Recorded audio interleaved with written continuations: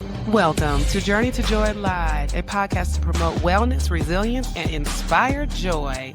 Be empowered to balance your mental, physical, financial, aspirational, and social health while providing mental health awareness and breaking down the stigma of mental illness in the Black community. I'm your host, Dr. If Joy, and I'm here to help you transform life's challenges into opportunities for joy. Let's begin the journey together. Hello, we are in episode 141, Her Work, Her Worth, Her Impact. And this is a Women's History Month tribute. And of course, when I say her, I'm talking about her in general, but I'm specifically talking about my special guest, Nikki Porcher, who's a veteran, educator, nonprofit founder, and Georgia Labor Commissioner candidate. Welcome. Thank you so much for having me. I really appreciate it. I'm so glad you were here. I definitely had a chance to meet with you and share the stage with you September 2024, where we were at the Race Expo. And so I think you were doing like a live podcast. So that was so much fun. And then I saw you at on the Atlanta Black Chambers Tuesday Talks last week. So you making your rounds for sure, for sure. But you are doing it big. You do a lot. You've done a lot. You're going to do more, I imagine. So just tell us I mean, we got time, so you don't have to say it all now, but, you tell us more about what you do in general, and then we'll get into more. My name is Nikki Porcher. As she mentioned, I'm a lot of things to a lot of people. I really just spent my life helping people work and helping them get through and navigate through systems that have been broken. So from the Georgia classroom to helping over 700 small businesses, I'm just making sure that people are seen, heard, and supported. Yes, for sure, and you've obviously worn so many uniforms. You're a veteran, Air Force veteran, educator, nonprofit founder, and now a candidate. So what's the through line through all this that connects all these chapters of your life? Purpose. So I knew at a very young age that I was put on the earth for purpose.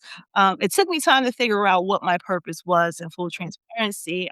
I went to a technical high school Mm, and I learned how sewing and how that was my purpose then, right? So I was able to get a job right out of high school. Thought it was going to be my forever job, but I was just a little bit too immature for an adult job at that point. mhm. So then I joined the military. Then I found my purpose was Mm. with the country.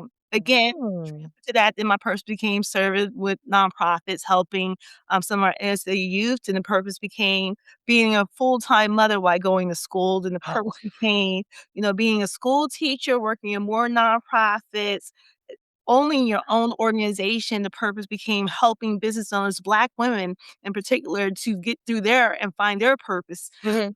And now my purpose is just like, okay, if I did all of this, I'm able to use my gifts and my talents, my resources to do this for this community. What's going to be my next purpose? And now it's running for office, running for labor commissioner for the state of Georgia. That's so cool because you've done so much, so many chapters, and you really don't have to pin yourself down to one type of career or one type of thing, and you're just like, "Well, what's the next chapter? What's next for me?" That's so dope. Well, we can't talk about you or talk to you without talking about Buy from a Black Woman, and that's generated over about $6 million in documented economic impact. So, what problem were you determined to solve when you started, and, what resistance did you have to overcome? Because I imagine. So, I from a Black Woman came to being in 2015, so a little over 11 years ago.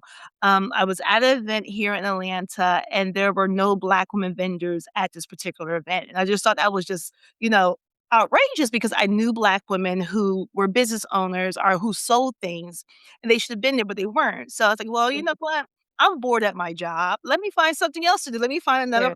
purpose. So I really just started off as a blog where I was buying things from Black women and I would share the item that I bought. Mm. More Black women found out about it and they're like, well, how can you buy something from me? Can I give something to you? So this was the start of being an influencer before you knew what it Yeah. was or that you Mhm. and then as I started getting that, I learned that okay, this can be really something. big because businesses wanna be part of it, but also people wanted to send me money so I can continue what I was doing. Oh. And that's how it actually turned into an organization, how we were able to be one of the first organizations to ever give a grant to a Black woman business, to be able to tear down so many walls and have Black women be proud to say Wow. Black women businesses and not just women-owned businesses or not just minority-owned, to say they are a Black woman business owner. Partnerships with global companies that people never thought would be possible, Mhm. putting Black women businesses in stores that people were like, "There's no way that can happen." For Um, sure. all this from an idea because I just wanted to help people who look like me. That is so cool, and you've definitely helped Black women, and I feel like, because I started my business just a couple of years ago, I guess almost 3 years now, and yes, I feel like there's a lot more Black female businesses now. Of course, I wasn't really in 2015 thinking about having my own business. I wouldn't have even imagined. So just you doing that back then just seemed to pave the way, and that's really so cool. Yeah, and it's crazy because when you look at it, when you're in something, you don't see the impact, right? You don't see Mhm. how it's Yeah, growing into different things or how it can branch out to different things. And then sometimes you don't even understand what is happening because yeah. you're doing it for the first time. It's something you've never seen done, so you're not even Mhm. sure how to build it correctly. So then when I'm out of it, and I'm still in, I'm always supporting Black Yeah, people, supporting yeah. Black businesses. But even when I'm not so hands-on and I'm seeing the disconnect and I'm seeing different things shift, Mhm. and it's like, okay, there was a reason why I was doing that work. It was needed. There was a purpose for it. And it's unfortunate that there's so many things happening where the same support that Black women businesses were getting years ago Yeah.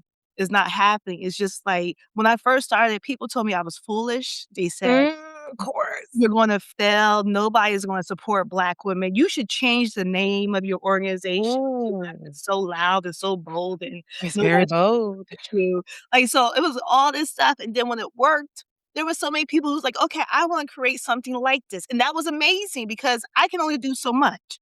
Mhm. So many different stages when it comes to being a business owner that, okay, this is the group that I'm serving. What happens before or after this group that I'm serving? So it was just Mhm. more organization, more groups happening. And it was just like we finally felt like we belonged and we had Yeah. because we saw one person doing it. So then another person would do it. Then you see that person doing it. Then another Mhm, mhm. so it was very beautiful. It was very beautiful. Any Black-owned business owner who was in business between Yeah. 21 and 24 would tell you it was a great time to be a Yeah. Yeah, at that point, for sure, and really, that's, like, right after the aftermath of COVID, so we were all kinda trying to pave our way and do our thing and feel empowered during that time anyway. Yeah. Yeah, and you talked about that pushback. We do get that when we wanna start something new, especially brand new, especially when we wanna be bold, "Buy from a Black woman." How long did it take for you to get over that, and was that actually pushing you down? Was there a point where you're gonna give up? So, in the beginning, I was like, I just wanted people to buy from a Black woman. Like, that literally was was it. I was buying from a Black woman, I wanted people to buy from a Black woman. I was like, "Well, what should I call this blog?" And I think, "Well, I just want people to buy from a Black woman, so I'm gonna call it Buy from a Black Woman because the name is the mission and the purpose. And I was kinda weary of it. It wasn't until I had received a phone call, and it was from a man, and I believe he was a white man, Mm. Kermit, but it was from a man, and he said, "Hey, I found out that you are the owner of this URL. What are you doing with it?" So I Yeah. told him, like, what I'm doing, and he said, "I would love to buy this off of you." And I was like, "Oh, let me Mm. think about it." Then I blocked him, but it was just Mm. the fact that he wanted to buy it. And then I lost my Mm, job what? because of buying from a Black woman. So Really? What job did you have at the time? I was working for a dementia organization. They said it could be a conflict of interest, and either I have to stop it or I can no longer work there. So I stopped working there. Oh. You chose your vision and passion. Love it. Well, it was those 2 situations and encounters at the same time that kinda Yeah. gave me the courage that I didn't know I needed because it was like, Oh, these are these people who are not Black women, yeah. who are, in my mind at the time, very successful in their own being, and they're telling me that, 1, this is a threat or they wanna buy it. I'm not seeing the full picture here. I'm missing out on something. So let me hold on to it. Let me keep going and figuring out where this is gonna go because obviously it's gonna be something. Because who calls to say they wanna buy a URL? Who says that they Yeah. move here if What you're you're gonna doing that? do. There's something going on, and Mhm. I just stick beside it and see what happens, and here we are, 11 years later, wow. 11 years. That is pure resilience, what you just said, because those 2 things basically get fired, like, you gotta go, if you don't drop this, and somebody trying to buy it off of you probably so that you won't be able to use it because 'cause you're not Right. gonna use it, and just things like trying to push you up against the wall, but you're like, "That's the motivation I needed." Yeah, Wow. yeah, yeah. Wow. And a lot of us are, like, knocked down from those things. Were you always like that? Was it a point where, like, that resilience just kinda kicked in or Well, back in the day, they used to call it being stubborn. Oh, Um, just outgoing, yes. what my progress report says, she talks so much to everybody about everything. Mhm. So, it was classified as something that was negative, growing up, but it Yeah. was so at that time, I didn't know it was a gift. I didn't know it was purpose. I didn't know that it would help me when I was an adult to be courageous of certain things. So I guess I was. My mother would tell you I was always stubborn. I always wanted to do my own thing. My partner Yeah. will tell you the same thing. "You gonna do what you wanna do when you wanna do it." So I can Uh-huh. see it. So Yes, yes. that's, who I am. But it's one of those things where I know who my ancestors are. I read lots of books by lots of Black women, and if they're able to write these words down for me to read it, who am I to stop working? Who am I to stop doing the things? Exactly, don't knock me down. That stubbornness is key. Of course, there's a lot of aspects in life where being stubborn isn't a good quality. Like, probably the success of the stubbornness in your career is probably not the same stubbornness that you need to be successful in a marriage. Right, right. Probably shouldn't be stubborn at all in marriage. But yeah, you need it when it comes to your career and like creating something new and innovative that is gonna work. And it worked for Yeah, sure. it did. It did. I didn't know it was gonna work. I'm gonna be honest with you. I had no idea, but I was like, "Okay, we ride it." And then more people joined it. More people wanted to do things with me. More people want to work with me. So I said, "Oh, well, we all foolish together. Let's go." And Yeah. it was very successful, so much so that when I've decided to transition into running for office, and I let the community know, I let the directory owners know, like, "This is what's going on, this is what's happening," and I kinda was so hands off, especially after I walked away from the partnership. I had to do my own grieving, I had to do my own thing, right?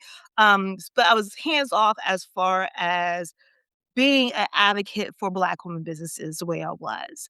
And I was receiving texts and emails and Mm. DMs of businesses that had been closing, some who were part of the community, but some who Yeah. were not. And it was just very heartbreaking to see some all these successful Black women not Yeah. being able to have the same opportunities. Um, and there was one in particular, and I share the story because I want people to understand that nobody can do for you like you do for you. Mhm, mhm. But she sent me an email. She was closing her business, and she sent me an email letting me know that she was very disappointed in me from running for office. She let me know that Black women will not be there for me when I lose. Um, Hmm. yes, and that it was just unfortunate that I decided to choose to do something like this that does not value Black women. So Well, it Black was women are under the umbrella. Just don't again, don't but it was very heartbreaking. I took it personal. I really took it personal because it was just one of those things where it's like, "Well, if I would've just stuck out a little longer, would this look Yeah, like this?" Because there's so many things that are happening that I can't speak out on. I can't interject myself in these conversations because I'm in a different space, right? So, but it's like if they don't have somebody advocating for them and what's happening, because it goes back to what I was saying, people see other people doing it, so they do it. So if yeah. nobody is doing it, then nobody's gonna do it. So it's like one of those things where I battle with it. I really Okay, okay, and you said it without saying it. Does it sound like Buy for a Black woman is kind of in the shadows of what you're doing now? It's not kinda doing both anymore? well, right now, yes, like, the directory is still live, the information is still there. Of course, we're still promoting businesses when we can. We're always Yeah. choosing Black-owned business first, but running for office, running for labor commission, you just can't have those mixed bags. And when I win, a labor commissioner job is a full-time job. So it's one of those things where, okay, it'll still live because I'm still gonna be paying for the domain and everything in there. But it's one of Yeah. those things where I have to make sure that I'm serving all people, and I'm gonna have to get my capacity to serve all people. But businesses will be part of the Department of Labor under my plan. The businesses who are in Georgia will be part of that. So there'll be resources that I was using in that ecosystem that I could bring over on a grander, greater scale. So I'll still be doing the work. It'll just look different to some people. Yeah, for sure. And so I've been talking about career a lot on Journey to Joy Live when we started getting this 2016, the career reset, aligning with your joy and your vision and passion and calling.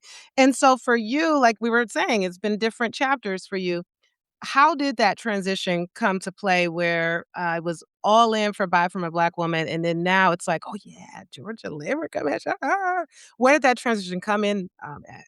So in 23, we started learning more about the Heritage Foundation. Mhm. Fearless Fund was undergoing that lawsuit where they were being sued for helping Black businesses by the Heritage Foundation. So that was a clue. And then when Project 2025 came out, and I really read it, I studied it, I taught classes around it. I learned exactly what might happen, and I was seeing little snippets of that starting to happen, and I was Mm. like, "I can't afford a lawsuit." Like, I Yeah, for a drawn out lawsuit.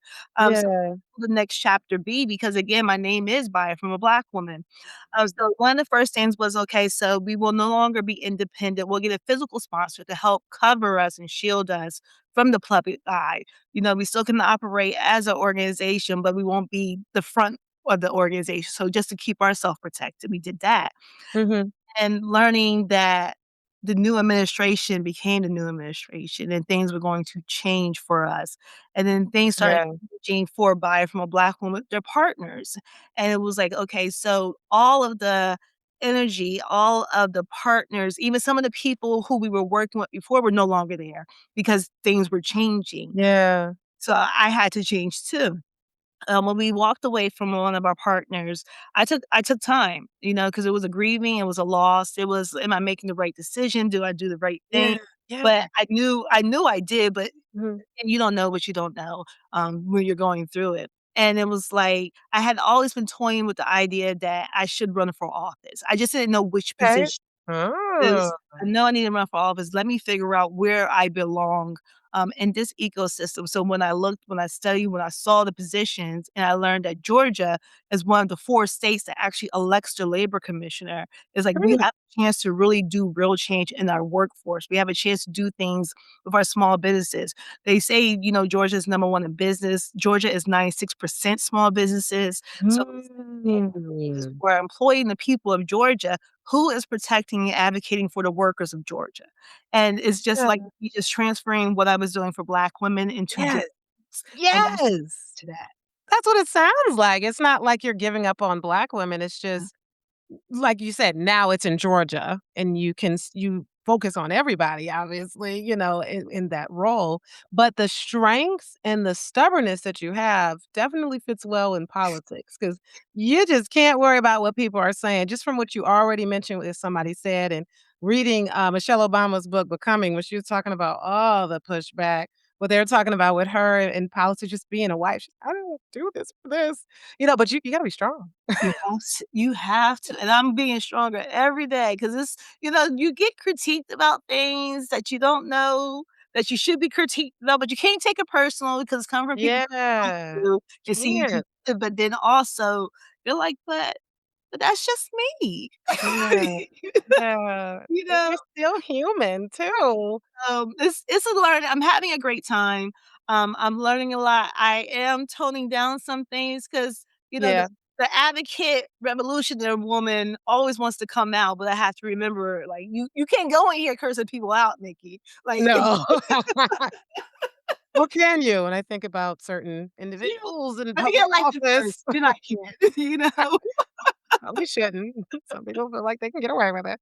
Right. Oh my But goodness. so it's like one of those things. But so yeah, I'm learning a lot, and I'm learning the best analogy is I see why people don't eat hot dogs when you see why and how hot dogs are made. So, I'm literally seeing Mhm. going on. I understand why people don't mess with it. Yeah, certain things.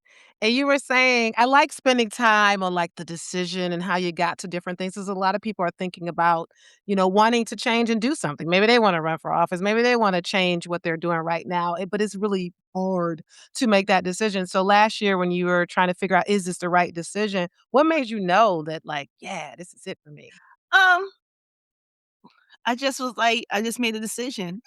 You're Like, like, "I'm just gonna do it, whether it's successful or not." really? Okay, we're running for office. I Hmm, 10 people. I don't wanna be embarrassed, so now we're running for office, and there it it's just is. that's what we're doing. Is yeah, and the thing I is love it. that I've learned over the years, especially when it came to buy from a Black woman, ideas are not planted in your head if you can't achieve them. You don't vision something that you're doing if it really cannot be a vision that comes true, and if Yeah. you're not going to work on it, it's gonna go to somebody else. So you have Mhm. to make is this what you wanna see for yourself, or do you wanna see it for somebody else? And I've always told a business owner, I said, "You ever see something and you're saying, 'I had the same idea,' that's because that idea got sick and waiting for you to actually do something with it, so it went somewhere else." Exactly. So the easy answer, and Nike does not sponsor me at all, is just do it. Yeah. 'Cause, like, we're, like, sometimes we're, like, waiting for a sign, "Should I do this?" If it comes in your head, you dream it, you can That's your do it. sign. That's your sign. That the thought is your sign. You're visualizing. That's, for those who believe in manifestation, you're visually manifesting this idea in your head. I always tell people, I bought a house from my idea I had in my head.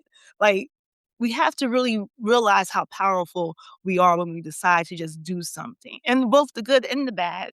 I'm learning every day that the bad thoughts I have in my head, I can actually stop those thoughts by just stopping those thoughts. Oh, that's great because you are on a mental health podcast, so wow, just stop the thoughts. So, it's a practice. Sometimes I forget and I just, go down a rabbit hole, but Oh, then yeah. sometimes I'm like, well, I don't have to think like that. Anyway, moving It's on. weird, it's like sometimes you wanna go down that rabbit hole 'cause I'm a psychiatrist and I've gone down those dark rabbit holes. The imposter syndrome, the "How do I feel like I can do this?" Even mommy imposter syndrome, like, "I'm not a good mom." It's like, I don't know, for a second there, you just, like, wanna do it, and I'm just like, "Okay, stop." And, like, just erase that. But we all get it. Have you experienced imposter and syndrome type symptoms or Yeah, I still do. I Yeah, had it yesterday, yeah, just making sure that because one, I'm me, and going into certain spaces where I'm not there, going into certain spaces where people like me are not supposed to be. So you do get the imposter syndrome. I'm up against a lot of different things. I'm a Black woman. I'm a dark-skinned Black woman. I'm a Black woman who decided I want my hair to be lavender, and I'm not going to change that. So it's a lot of different things that Oh, yeah, I I love your hair. So there's a lot of things that before I even open my mouth, that is going to be used against me. A woman, a black woman with colorful hair, a dark-skinned Black woman. Like, there's so many other things that are gonna be. So it's just like, at this point in life, I'm in my 40s, and at this point, Yeah, I'm just like, I get why all the women in totally. their 40s was like, "You stop caring what other people think," and I'm reaching that. And sometimes it's good and sometimes it's bad, but I'm reaching that. I really am. That's good. Yes, after 40, you just get into your no season, you get into your boldness and just like, I don't care what you think. I'm gonna do this and this is how I'm gonna show up. And a lot of times that's how you stand out. Like the lavender hair, I'm like, oh yeah, I'm voting for her. So that's really cool, but there's definitely a lot of negative thoughts we might have about ourselves that stops us from doing things. So it's really good that even though you battle that every day, that you are still, doing what you need to do. And that just shows that we all experience it. Like you showing up all confident, but it's thanks you for being transparent about that. Yeah. Yeah, I mean, it's again letting people see what you're doing so they can do it themselves. Anybody who's watching, listening, uh, Yeah. just has a thought about running for office, run for Mhm. office. Mhm. it happen? You lose, and then what? You're still where That's you what are I because say. Let you them say no. Don't tell yourself no. yeah, and it's just like we need more women. I know I shared a stat, but the stat has been updated since I've shared it. But there's 151 women running for office in Georgia. I thought it was 145. They reported 145, and then on Monday it went up. So 151 women are running Wow. for office in Georgia, and that's the most has ever ran before. Democrat women. Let me correct myself. Democrat. Yeah. And it's just when you think about that, one, we're sick of not being represented. And I'm not talking just to women about running for office, but I am talking to women for running office. But like if you're not seeing you there, then be the you there. You know? Mm. Dr. Alicia Johnson is the first Black woman who has been elected into a state position, and that was just last year. So there's just no woman has been elected into the position. I The one Wow. has been appointed, but appointed is not the same as being elected. So when I Wow. win, not only will I be the second Black woman elected, but I'll be the first Black woman, first woman elected for this. And for women to be such a strong part of the workforce, for Black women to be such a strong part of the workforce, not just in Georgia, but across the state, to have nobody Okay. represent us all these years Yeah. Mhm. it shows up. You know, we see Mhm. results of that for the Yeah. last 2 years. The same party, the same people who are putting businesses before people have been over the Department of Labor. They've been over the state of Georgia, and we see what that looks like. Aren't we sick of that? Like, aren't Yes. Of course we are. But like you said, we want everybody else to do it. We don't wanna be the you there, yeah. like you said. So we had to make sure we elect Nikki.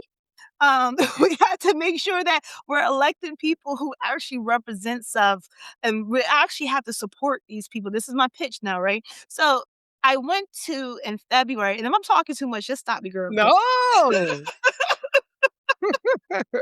In February, I actually attended the National Prayer Breakfast for the first time. Mhm. And I went back and forth because the National Prayer Breakfast is, hosted by the president, but also by a nonpartisan group as well. But the president is a part of that. And usually the Mm. people who are under the president's influence are the ones who attend. Yeah. So I was going back and forth about if I wanted to go because I don't know if I wanted to be in a room full of Trump supporters. Yeah, right? So I went back and forth, had conversations about it, and I went. I ended up going. When I went, people assumed that I was down for them. They assumed I was a Trump supporter. They Really? assumed that, I was and then when I told them I was running for office, Yeah. they were just like, "Oh, you're running for office. How do I make a donation?" They didn't know what I was running for. They didn't know where I was running. They didn't Hmm. care why I was running.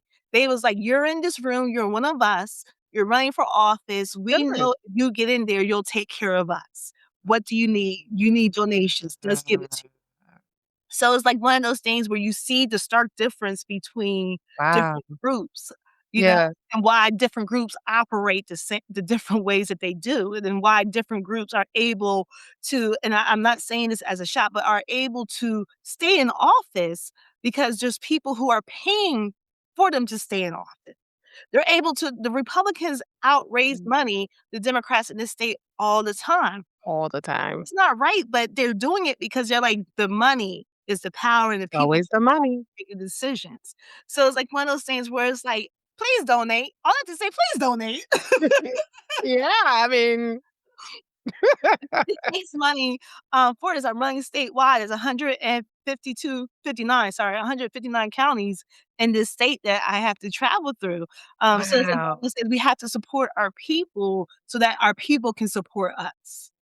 Yes, and you were telling me before we went live how, like, you've been traveling over so many counties over Georgia and seeing places you never even seen before. Like, I imagine you're learning a lot just from seeing all of Georgia. Yes, seeing all of Georgia, meeting different Georgians, Mhm. from different backgrounds, from different demographics. It is just so many people have so similar stories, Mhm.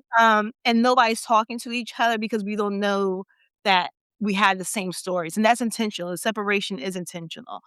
So making sure that they know, like, we're all connected. We really are. And it's just it's cra Yeah. girl, it's crazy some of the stuff I'm learning. Oh, wow. That is so cool. So when, because you were saying when a lot, that's a positive affirmation. That's definitely what we do and say when we are living our dream or trying to strive towards a calling. When you become labor commissioner of Georgia, what do you plan to do as far as, what sets you apart from the other candidates? Because clearly there's some handful of candidates, other Yes. candidates. So, you'll hear all the candidates, including myself, say how we have to modernize the system, and that is Hmm. last the system is about built from 1980s, and if you've ever been unemployment, if you've ever been an employer who had to pay unemployment insurance, even Mhm. you even use the platform to look for a job, it is very outdated. It needs to Yeah. be updated. Every candidate has been saying that they are gonna update the system, not just in my round of campaigning, but the people before us, the people Mhm. before them, and the people before them. So it's like it's a problem, but nobody has fixed it. So that is part of the platform. Being a strong advocate for safe workplaces, for fair wages. Georgia's minimum wage is 5.15. The federal minimum wage is 7.25. Um, What? yes, yes. I did an Did exercise. it go down? I feel like it was 7 something. Well, the federal is 7.25, but Right. state is Oh, 5.15. Georgia, okay. Yeah, Ooh. yeah, and people are like, nobody's getting paid 5.15. There are people who are getting Yeah. paid 5.15 in 2026. Yeah, Um, good. I did a video, it'll be out later this week, where I was like, "Okay, Imma go to the grocery store and shop as a person who only made 5.15 for 2 Mm. Mhm. go to the grocery store." I was in the hole after I paid my rent and paid Oh, no, and how much was the rent, like, So in so Atlanta? I would say depending on where you're living at, it goes from 800 to about 1,700 for 1 bedroom, and just the scenarios I was trying to piece together Wow. where it would make sense, so I would need assistance. The Yeah. thing that we have so many working poor people in this state where they're not making enough money to actually live, but they make too much money to, Yeah. be Mhm. qualified for some of the programs, so they're just trying to figure it all out, and so advocating for that and making sure that we know, like, that is happening. The labor commissioner cannot change the minimum wage, but we can advocate for fair wages. There's Mm. a lot of unfair and misclassification happening in the workforce, so enforcing Yeah. laws. One of my biggest things, though, is veterans and childcare. So childcare Mm. is a workforce issue. If you cannot watch your kid or have somebody watch your kid, you cannot go to work. And there's a story that stays with me, Dr. Joy, where a woman shared that she was looking for a job, looking for a job, looking for a job, and she finally got a job, and they said, "We want you to start tomorrow." And she did not have Oh, somebody to watch her kids, so no. she literally just put in her Facebook neighborhood group, "Is there anybody who can watch my kid? I'm supposed to start this job tomorrow, da, da, da." So a neighbor stood up and was like, "Hey, I'll watch your kid, bring him over." Oh. Worked for a couple of days until Yeah. one day the neighbor's dog mauled the kid, and it passed away. And Oh, no. this is why childcare is a Mm. workforce issue because we're not Yeah. able to provide proper childcare, but then we tell them and threaten them that if they can't start tomorrow, they'll lose a job and not Yeah. realize is a lot more that goes into that. That's a Mhm. workforce issue. That's broken systems. That's a part of the state not being able to work for working people. So Yeah. transportation is another one. A lot of our businesses are in the metro Atlanta area, and that's intentional, and that's because a lot of our leaders who are currently in office are making deals with businesses, for businesses, with businesses, and like I mentioned Yeah. before, we have 159 counties across the state. We should be able to spread those businesses that are coming to Georgia across the state. Yeah. Spreading the businesses and that transportation issue that we have in Atlanta will be able to help with that, but also when the rural counties, people are leaving them to come to the city, they'll be able to Mhm. stay in our counties because there'll be jobs for them. Mhm. So that one. And then veterans, one of my, stories is when I got out the military, I couldn't find a job because they did not know how to transfer my military Yeah. skills to the civilian world. For my son, when he was looking, he actually did trade school his junior and senior year of high school. He Mhm. certified, he did all the things that the Department of Labor, the Workforce Development Office said that he needed to do in order to get a job out of high school, and he still couldn't get a job. So now, he was frustrated and not Yeah. active duty. He's in the Army now. Mhm. He's now serving active duty, because he could not find a job in Georgia. So Wow. veterans understand that there is a person advocating for them. There was a bill that was just passed by Senator Ossoff and Senator Kelly Mhm. about the Veteran Fast Act, where you're going to be able to transfer your military skills into civilian skills. So being a person Good. is who can advocate and push that bill on a state level. And there's a lot of other things, but I don't want to, Hey, these are all great. So I'm learning. That's what I'm saying. When I have a guest on here, I always learn so much. So this is good. And we were talking about the child care issues and the transportation issues. I was thinking about how, when doctors get together, we talk about the social determinants of health. Mhm. Like we say, like, oh, we got to help this person get their medications and when they have a flu and when they have depression and things like that. But we forget about things like access and transportation and child care. Parents and patients, whoever you are, they're worried about, like, trying to feed their kid rather than, like, try to get somewhere, to get their medications, right? And if we take care of those things, they're able to get their help. So in the same way, you're just like, how can a person work if they don't have anyone to watch their kid? That it's terrible when you just don't have someone and, what a sad story, but that clearly happens a lot, I can imagine, and not even being able to have the resources to vet out a nanny or something, you just Yeah. pr It's a put your desperate kid to anybody. Yeah. Yeah, so many of us, are just desperate because we've been out of Yeah. work so long, or we're trying to figure it out. So when the opportunity comes, we think that's the only opportunity, and a lot of that Yeah. it is intentional. They want to, make us desperate, so then we're depending on the broken systems to try to fix it, but they don't want the systems Okay. because if they work, then they wouldn't be able to capitalize on a lot of the things, So it's like, you Yeah. say like, "Oh, they have a cure for cancer," but then if they solve cancer, they wouldn't be for medical, Mhm. da, da, da, da. Mhm. All that stuff is intentional. So it's like, if you're keeping people who are intentionally making sure that we never get ahead in office, we're never gonna get ahead. Mm-mm. Yeah, and you were saying how the, minimum wage, you can't particularly change it, you can advocate for it. So who is that, at government level, I would imagine, if we're talking about the And state? the legislative, like, when they're in session talking to them about the stuff. But it's unfortunate because he ain't making no money either, which is why we have so many of our, that's a whole different conversation. I'm gonna be quiet. I know we got a lot of whole different conversations, a lot of different digressions for sure.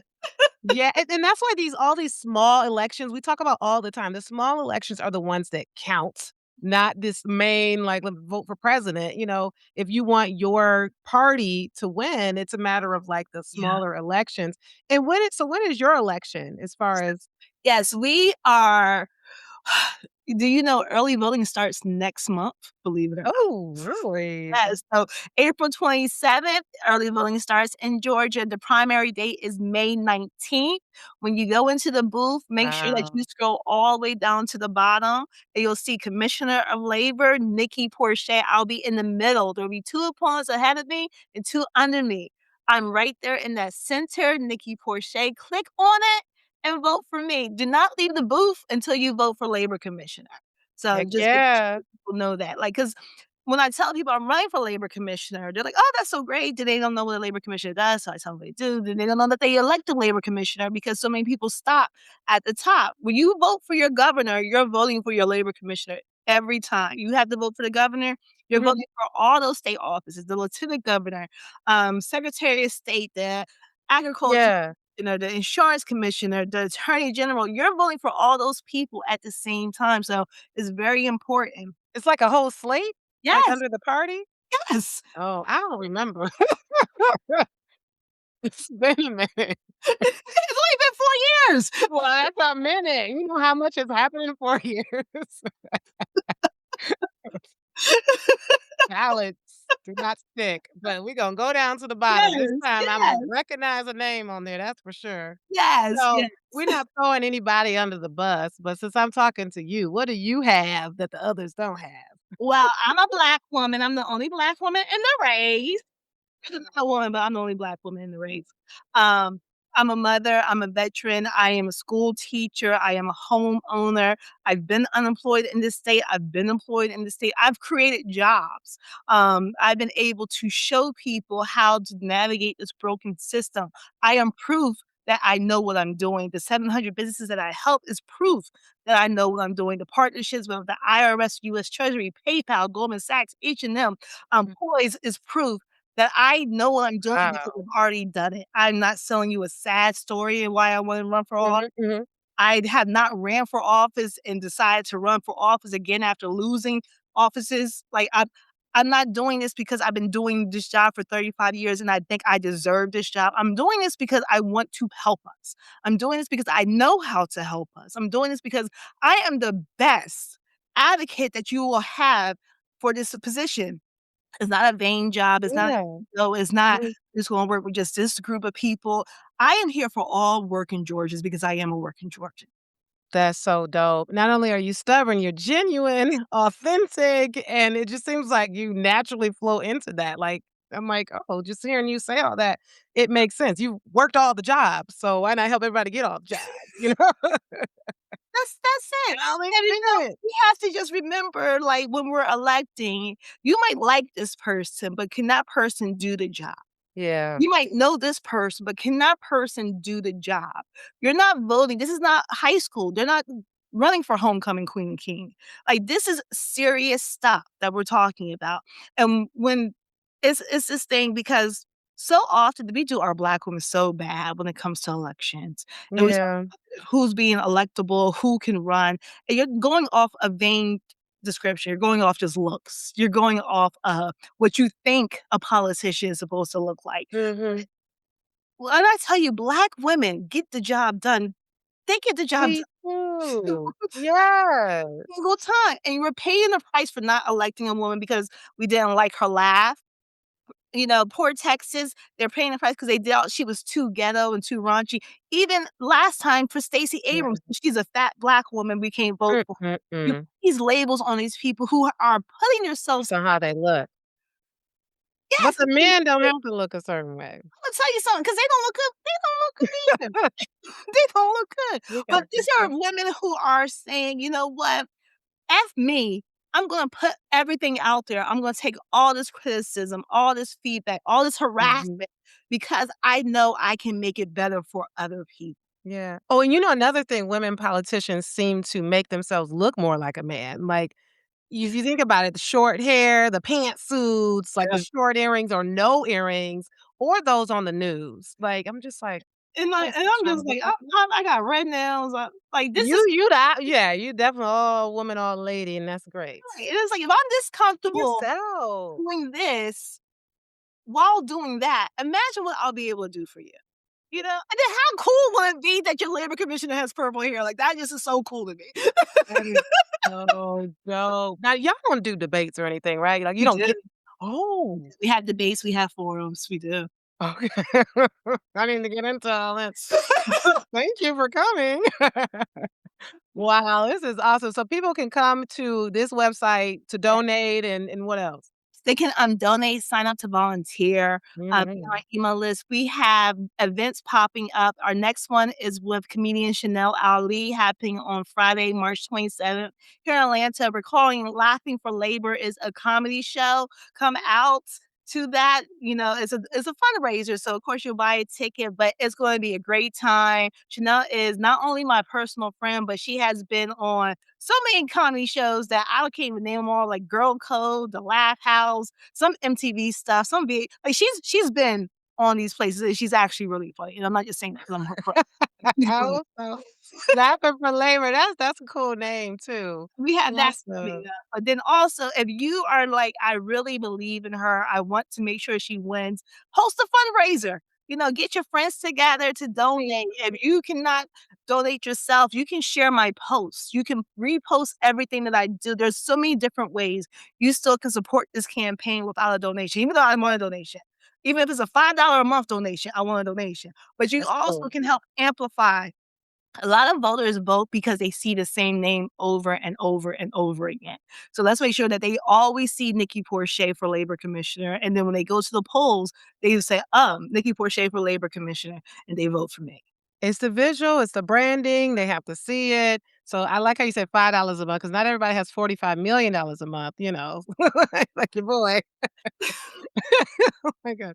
But Before we go, I ask all my guests about their personal journey to joy. I mean, you've really been talking about all this journey, but really specifically answering the question, how's your personal journey to joy been?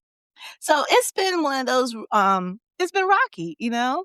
First, giving myself permission to have joy, letting myself know I deserve joy, because so often you don't think you deserve something. Yep. So it's one of those things, it's a constant reminder. It's not something that I have solved. It's not something that I don't think I will ever solve. I have to constantly be acting into the joy and reminding myself that I'm worthy of it, I deserve it, and it can be mine. Yes, yes, you're worthy of it and you deserve it. And that goes back to our title, Your Work, Your Worth, and Your Impact. And it's been amazing and it's not ending. So thank you so much, Nikki Porcher, for coming on Thank you. Journey to Joy Live. I appreciate it. Thank you so much for having me. Of course. This has been an Enjoy Life production. If you're in a crisis, don't hesitate. Call, text, or chat 988 for immediate support. Please note, this podcast is for informational purposes only and is not a substitute for professional treatment. If you're looking for therapy or medication management through Enjoy Life, visit www.drenjoylife.com to request a consultation. I'm licensed in 13 states. I accept Aetna in Georgia, Florida, and Virginia. Be sure to grab your copy of the Enjoy Note to help you on your wellness journey. Also, check out Inspire Joy for the wife, mom, boss to help you balance it all without losing yourself. Better yet, get the full Joy bundle for just $45. Remember, Journey to Joy Live is every Thursday at 7 p.m. Thank you for joining me, and until next time, may you continue to transform stress into joy. I love